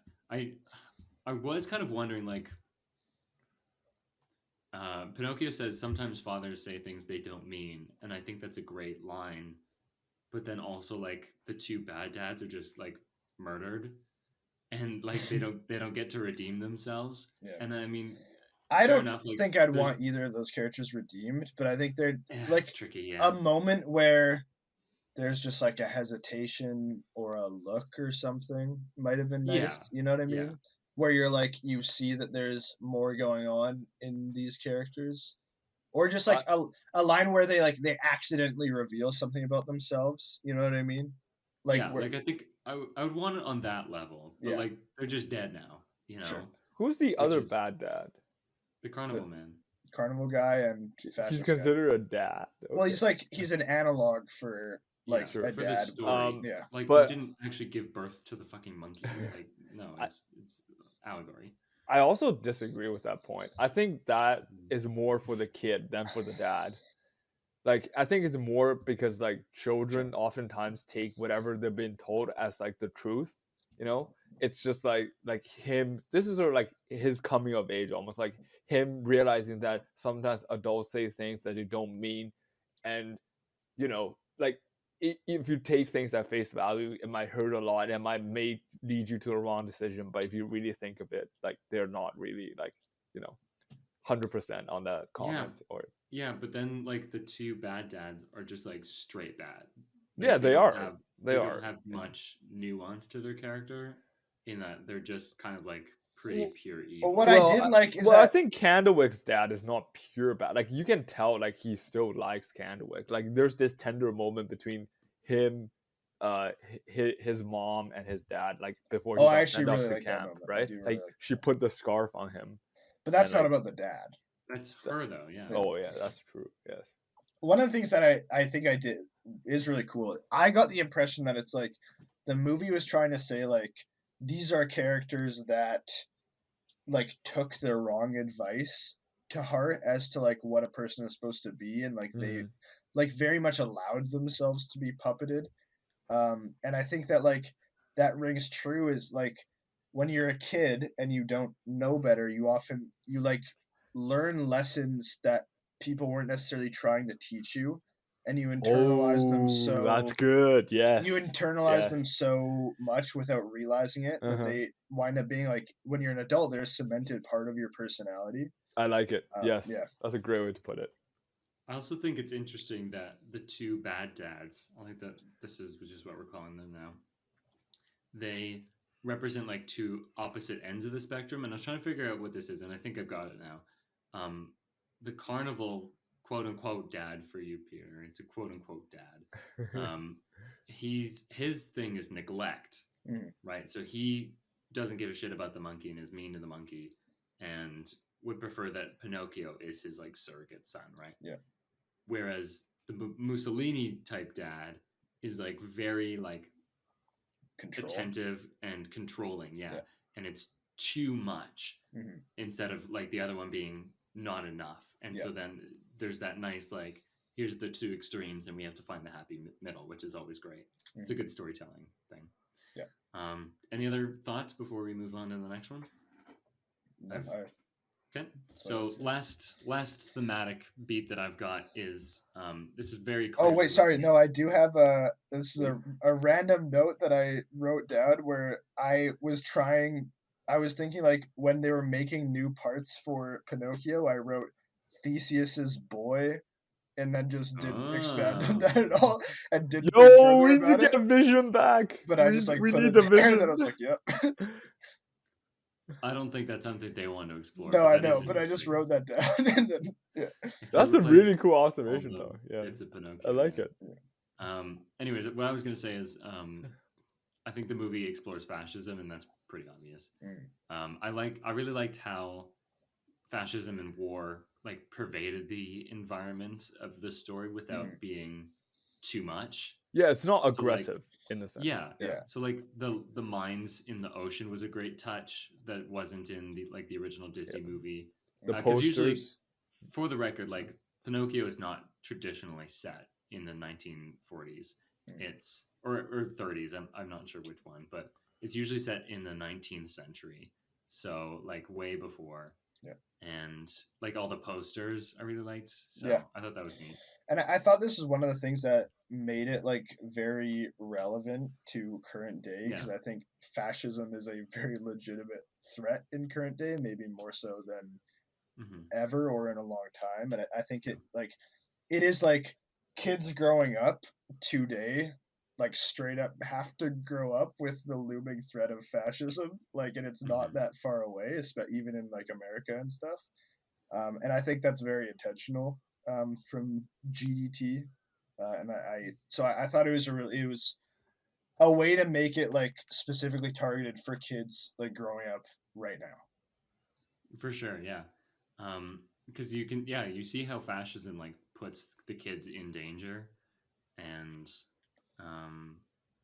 I can't really expand on that.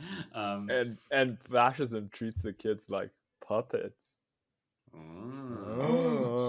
Actually, I was it that or no, I was gonna say that I wish that they had connected for certain aspects. I feel like these themes are kind of like intertwined. Intertwined. That's the best word for it. Yes, in that like you can draw connections between each of them in every direction. That's great. That's the best. And which is it is the best. And the one thing that I found that I could not connect was lying and fascism, which you'd think would be like a home run, like it's so easy. Sure. But like I don't think they wanted to explore that. And like, you don't have to, but I kind of wish that they had been like, yeah, well, fascism like does involve a lot of lying because it's so like important to the story. Those two things. That might be a little too deep into the political stuff. Well, I think, think yeah, maybe. in a sense, story. but you could also say like the image that the fascist dad is trying to like teach the kids, like telling them what they're supposed to be, like that is a lie of like what a real man, what a real boy is. And I think the movie is like, it's pretty clearly stating that that's a lie. So I there is like some amount of like, it's like an ideology based on falsities. Maybe like a rewatch would, I'd be able to find some. What else? I also like that the fascists were supported by both the church and what I'm calling like the artist, but like the carnival guy, like because fascism only works if like it's supported by everybody, and like church is like a big thing of like gathering and people listening to whoever's speaking, and same with art in this case, like the carnival guy is putting on shows that are propaganda, right? And it's crucial that those things are promoting the same fascist vision, or else like fascism like doesn't work. Yeah, and so I think that was really smart. What I liked about that too is the detail within the priest, like the priest just in the way he is talking and the way he's moving and the way he like holds his hands when he's in the presence of the fascist dad, is like he clearly is like operating out of fear. And so it's like it's fear that's gotten him to a place of like being submissive to them, and promoting the message. And so like I think like to me like it's pretty clear that like through aggression like the fascists had come and like made them submit and made them assimilate, which is also a very real part. Like like they would threaten artists' livelihoods. Like artists couldn't survive if they weren't making like fascist propaganda and stuff like that. So I think it's less, the carnival owner just seems like a terrible person, and that's why I like it. But the priest, I think there's that interesting wrinkle there. Yeah, I'm not saying that like all artists support fascism, like obviously not, and you know more often the case is the opposite. But I think like propaganda. If you look back at like actual history, like there were people who made propaganda, and like the white telephone films in Italy and stuff. Yeah, and like those filmmakers or you know carnival people like this, like, and you know, is the carnival guy an artist is a question as well. Sure. But yeah, I don't know, I thought it was interesting. I have a question for you guys. The plane that kills Carlo, is that an Allied plane or is that an Italian plane? Well, he said it's returning. So, well, like in the First World War, Italy was like the good guys. If it is this like set in the First World War, because like Italy was fighting against the Austro-Hungarians in the First World War, but if it's the Second World War, then it's the bad guys. Either way, Pinocchio gets killed by. Well, I mean, I thought it was an interesting twist, right? And the fact that like such a casual act that they literally just dropping it because you know it's like, oh, like we need to lose some weight on the trip back to base.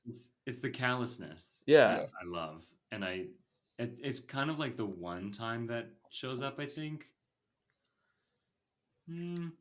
Maybe not. I guess you could see like it's the most overt example of the callousness of war, and I'm a little sad that it doesn't come up, but also it's good that it's not overhanded. Oh yeah, of course, ham-fisted kind of thing. So, I don't have any other points thematically or plot-wise. So, is there anything else you want to talk about the movie before I get to my final point? I don't. What is your final point? Just in case I don't. Said my piece. He said his piece. My final point is, and this is a juicy discussion that you don't have to have one single take or one single answer for. Was this movie necessary? Now, I'll preface by saying, you know, you can make the argument that, well, no piece of art is necessary, and it's kind of weird to be asking that question, but I think it's I think it's worth asking because this is a movie that's been adapted, or it's a story that's been adapted 3 times before this. The 2 other latest times 2 this year. in this year, Yeah. exactly. Those 2, I think, were trying to make money off of the fact that this was coming back. Mm-hmm. So like those are kind of like really cash grabby. Right. Sorry, you can. Yeah. I was gonna say, like, to me, that's where the difference lies. Like, I would say both of those other ones completely unnecessary because it's just like those are a clear case of it's IP, and so let's reboot it because that's what we're doing in this day and age. But I think, like, to me, what makes this necessary, and you're right that like framing it that way doesn't necessarily make sense. But I think what makes it necessary is that like it's very clearly a passion project. It's clearly something that Guillermo del Toro like really, really wanted to do, and he cared so much. GDT, he cared so much about this. And I think like that was one of the things that I really loved about this is that like it feels like that's at the end of the day the main thing, the thing I need to feel in a movie is that the person who made it loved doing it, and they needed to make this in a way. And I feel like this is something that like he really loved. He really put everything into it. And I think like that's movies at their best, and so I think that makes it necessary. Yeah. I for sure this is, and it's like what you said. The other movies this year, cash grab, obviously. This is like the clearest cash grab versus art discussion you can have. This Pinocchio IP, right? So this is an artist wants to tell the story and is telling it in their specific way with their specific voice. And I think that's great. And I think it kind of like it tries to make itself a little more quote unquote necessary just by talking about fascism like we talked about. Like that makes it kind of a little more relevant. So I think that's great. My one thing comes from just the fact that we have seen Pinocchio before. So I think I don't know. If GDT wants to make this movie, all the power to him. But thanks, Peter. But there's just something about adapting things that I don't know if it is, and I hate to say it, but I don't know if it is necessary. Like, you know, the Pinocchio story isn't changed that much. If I don't know, I'm torn. I clearly like I'm kind of taking both sides here, but Peter, what do you think? I have a clear stance on this. I think a work is I think asking whether it's necessary or not is the wrong question to ask. I think it's asking whether like is it worth making this? You know, I guess that might be the same question. And in my opinion, like it is 100% worth it. It's like creating a new fable for our generation. You know, like for every generation sort of has their like significant works that impact their life, affect like their view perspective on the world. And I feel like adapting a work is one thing, but adapting it to the time and era and making it relevant is something completely different. Like, for example, we've seen Zack Snyder's like I guess more faithful take on the Watchmen, but there's also fuck, I forgot his name. What is the series? The Watchmen yeah. But who's the creator? Fuck, I want to shout him out because he's so great. I do not know. Well, I think that's a great example of not readapting though. Like that's a new, like it's sort of like it's new, new, but also still based on like the original sort of comic book, if you know what I mean. I would classify that as something different though, because it's an adaptation it's not the same story, right? The A to B is different for Watchmen the series, even though it's the same IP. Is it Damon Lindelof? Yes, thank you. Yes, I love Damon. You love every Damon that there is. Any Damon of any kind. That's true. Oh my god, I just realized. Lindelof or Targaryen. Yeah.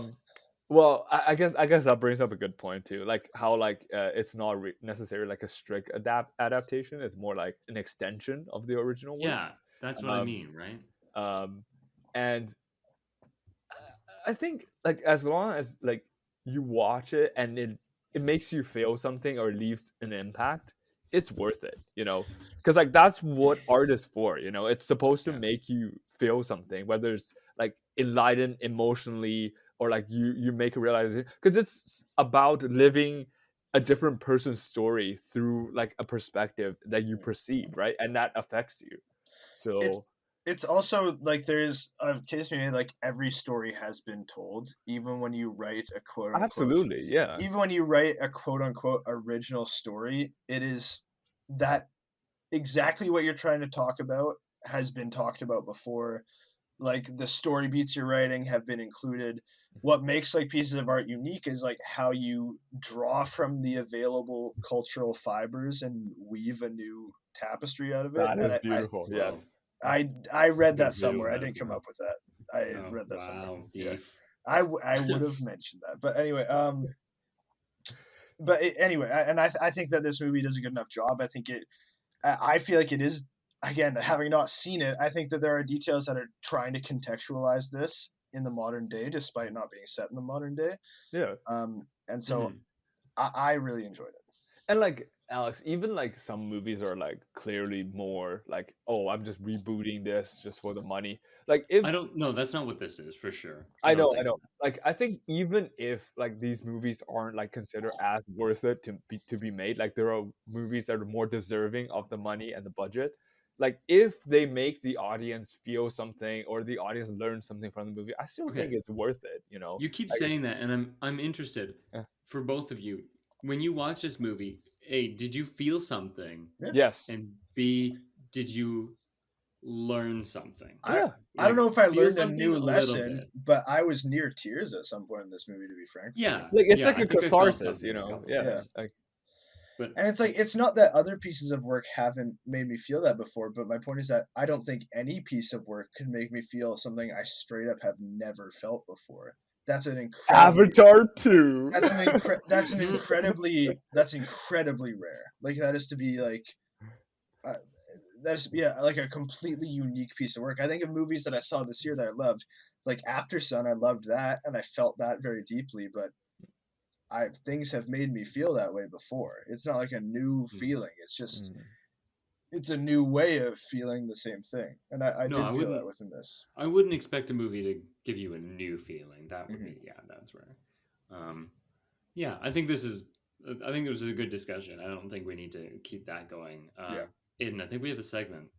We sure do. So I don't know if you guys have noticed, but the title of this podcast is in fact Predator versus Movies. And we have in fact done the movie section of that title. So we are in fact going to now do the Predator section, which is in fact where we decide if the Predator from the movie Predator would in fact make the movie better. Yeah. Dude, I was waiting on the last one. I was like, is he gonna do it? Is he gonna do it? You fucking did it. I'm such a comedic genius by saying the same words more than once. My God. Do stand up already. Yeah. Hey. I think Peter popped off a little bit too much on that. But yeah, so would Predator have made this movie better? Probably no. Nope. Dude, hey. All I'm saying, bro, in the stomach, Predator just pops up from like the goo in the whale's stomach. Or Predator works at the carnival. He's one of the attractions. Yes. There you go. I would have loved to see stop motion Predator. Yeah, that is cool. Like stylistically, like that's the most appealing part about this. Yeah. And like seeing him like commit a really gory death, like within this stop motion style, that would be kind of cool. Dude, what if we see like the Predator in like the death realm? Like, among the bunnies. He just starts wrecking Pinocchio and just like he's like fucking murdering him. He finds Pinocchio and he's like, he just keeps coming back, and it's like his dream. Like the Predator's just like, I can just perpetually hunt this guy.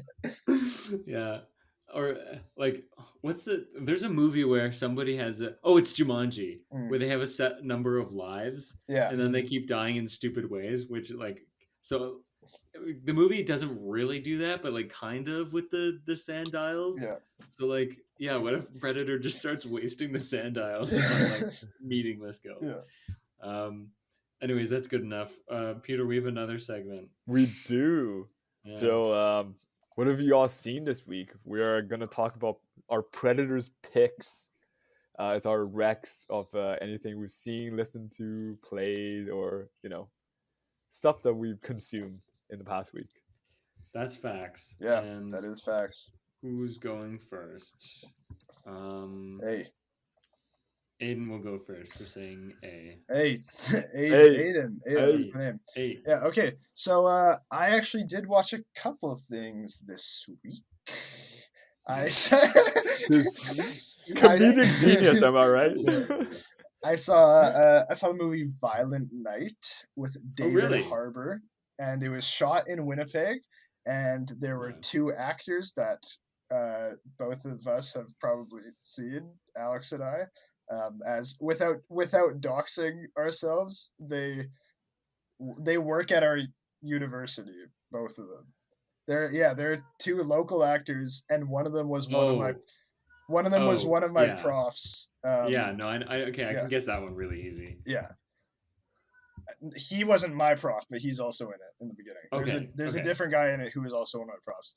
And so that was fun. And it's also another movie where it's like, oh, that's obviously Winnipeg. Yeah, that's the exchange. And that's always like there's the beginning scene is like supposed to be in England, and they go onto the rooftop at one point. I'm just like, that's Winnipeg.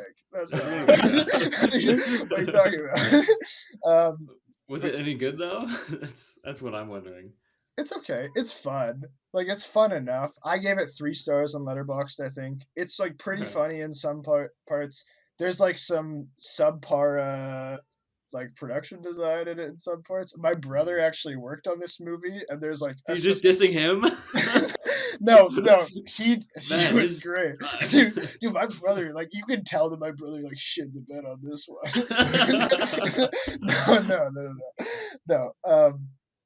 No. I mean, I only mentioned that because there was like one prop that was like very like prominently featured that he was like, yeah, I made that. I wrote that out, and I was like, oh, that's cool. So yeah, I mean, I like seeing local productions. I think that's fun. But it was okay. It's fun enough to go see in theaters. It's a popcorn flick. Yeah. So. I feel like I actually watched something else this week. I was actually watching things this week. I made a concerned effort to watch stuff. I watched the first 2 episodes of another Canadian shot television show. Called 3 Pines. It's with Alfred Molina as the lead. They've like been advertising a bit in movie theaters. And it like seems like a pretty classic like detective story. It seems like it's interesting. I think Alfred Molina is really good in it so far. It's like, I won't get into it too much, but there are certain themes it's tackling that, like, I don't know how good of a job it's doing of them, and they're pretty important themes in this day and age. But I don't know. We'll see how it goes. I might be biased against that because I'm not necessarily in the pro police officer category. But yeah. But anyway, so I feel like I saw some other shit, but I'll call it a day for now. And if I remember something else, okay, you can call back in. Yeah. Peter, what's your Predators picks? Okay, this has been a very dry week for me. So I don't have one. Oh, that's it. It's not shit, man. It's not a skit. It was a very. I actually don't have one. Moving on then. Okay. My Predators picks. I actually watched quite a few movies in the past week. I both started and completed the Jackass franchise. Oh, really? Nice. In 1 week. Awesome. Was it worth it? Like, it was on the IndieWire list, right? Like, the best. Yeah. That's why. It was because it was on the IndieWire list, and I was very curious, like, why Jackass Forever made it to their top 25 of this year. And so, like, okay, I'll to be clear, like, I only watched Jackass 1, 2, 3, and 4. Like, I didn't do all the other ones, like Bad Grandpa or the 0.5 ones with the bonus content. Mm-hmm. But like they were surprisingly good. There's a cat. Okay, I'm gonna mute in. So yeah, Yeah, so I watched the Jackass movies. They're so funny. Like, it's just, the dumbest fucking shit. These Like, were they guys, all like, practical? Is my question. yeah, like, that's, what do you mean, like, practical gags? Like, they actually did everything. Nothing's faked. No, What? like it's stunts. Yeah, That's pretty it's the nuts. whole thing. So, like, they're getting hit by bulls, and I'm trying to think what else. And like, as it goes on, like, they just get crazier and more like gross. Like, there's so many where they have to drink some bodily fluid, usually like from an animal, and like, yeah, in your cat. I'm sorry, I got so distracted. Like, yeah, anyways, it was a great time. I think Jackass 2 and 3 are the best. 1, they didn't really have a good idea of like what they were going for, and I think they figured it out for 2 and 3. And then Jackass Forever is actually the weakest of the franchise. Oh, wow. Yeah, so it's funny that it made it to the top 25, because I was like, that one was not that good. It definitely feels like, actually, I heard someone compare it to Top Gun, which is a very like apt comparison, because it is very similar. Like, this is like the last chance for the guys to do this sort of thing. Like, very quickly they're going to be aged out of it, and they're not going to be able to do Jackass kind of things anymore. And they're bringing in like new blood, new people to do the stunts, and it doesn't really work. And I mean, 2 of the OG Jackass guys couldn't come back. One passed away tragically, and the other one is going through kind of like a Kanye phase where they're unpredictable and they need help, and they're not doing that, so they couldn't be featured in it. And like, those 2 guys were some of my favorites from the original films, so their absence was like really noticeable. Anyways, I'll stop talking about the Jackass movies, but if you've ever doubted like how fun they are, it's a hoot. It's very fun. Anyways, next week we are definitely doing Avatar: The Way of Water. We will let you know if it's any good. Yeah. With our official opinion. Yeah. Peter, what are we plugging? Follow us on Instagram and Twitter at Predator V Movies. Leave us a review on our podcast. Leave us a comment and engage with our Twitter content, managed by your very own Alex Gordon. That's me. Yeah. I'm doing it. Yeah. It's well, what's it? I can't think of what it is. It's not much, but it's honest work. It would have been funnier if I thought it out quicker. Anyways, yeah, check out my Letterboxd at _AlexGordon_. I leave reviews. Yeah, you can also take a swing over to my Letterboxd at 810 Sunny. That's 810 SONNY. Yeah, my name is Wombo. Yeah, so you can come take a look at my reviews too. And that's about it. So until next time, I'm Alex. I'm Peter. I'm Aidan. And this was Predator V Movies. See you next week. Pew.